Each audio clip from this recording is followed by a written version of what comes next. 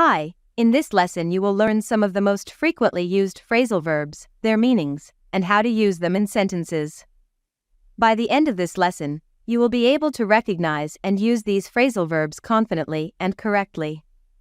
Let's start with the first one, which is back up, that means to support someone or something. For example, I'll back you up if you need a reference. Now number 2, cut down on, which means to reduce the amount or number of something. For example, he needs to cut down on his sugar intake. Number 3 would be get away with, meaning to escape punishment or blame for something. For example, she got away with cheating on the exam.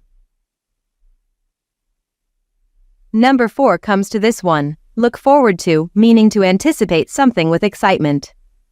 For example, I'm looking forward to seeing you next week. And the last one, stand out, which means to be noticeable or different from others. For example, they stood out from the crowd with their funny hats.